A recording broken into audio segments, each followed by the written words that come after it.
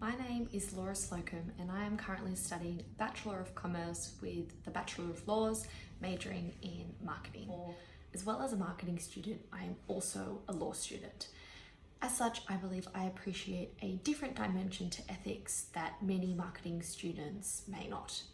This isn't without its challenges. The law and ethics are supposed to coexist, which has begged the question, why are some things considered ethical but illegal?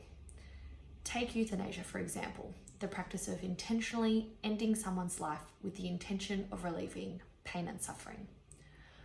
From a consequentialist point of view, this is the right action as it produces the good outcome of the patient being able to rest in peace rather than living a painful and often unbearable life.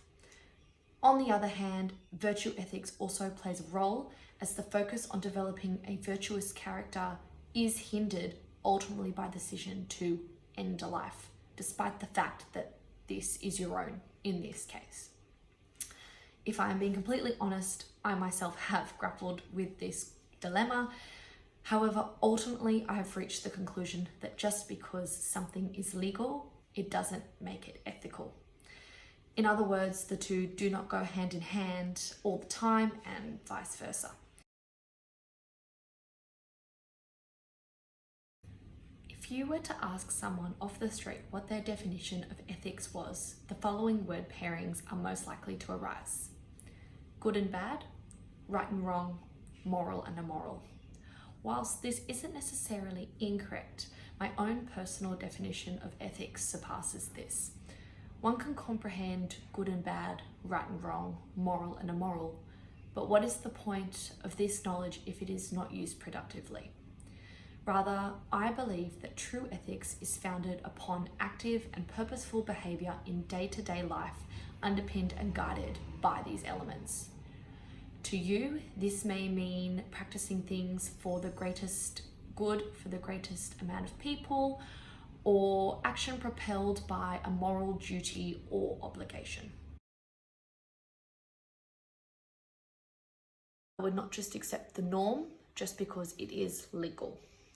I view myself as a leader, and leaders are not afraid to speak up or speak out when things are unjust, immoral, or have the potential to cause detriment to others.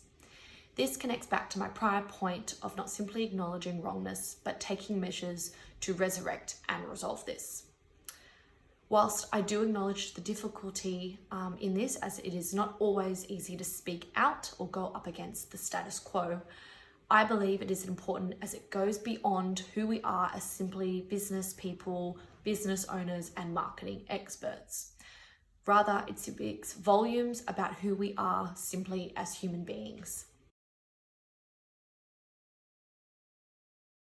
Businesses should be held socially and environmentally accountable for their actions.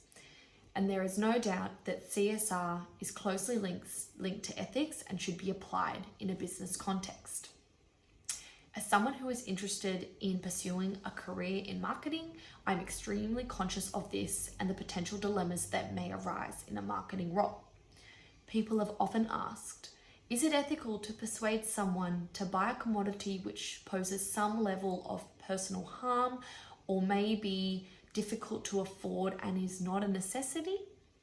Another ethical question is it ethical to collect data on consumers for market research purposes without their consent or knowledge?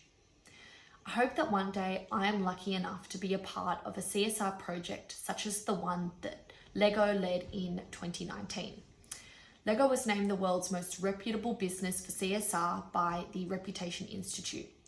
And in this project, they demonstrated an underlying commitment to CSR through using education projects to host hundreds of children who participated in activities that deepened learning on real-world themes while helping to boost 21st century skills.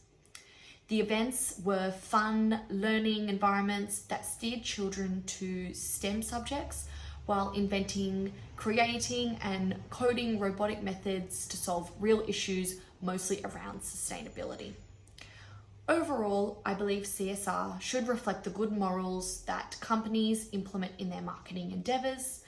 In turn, this acts as a greater incentive for people to buy their products.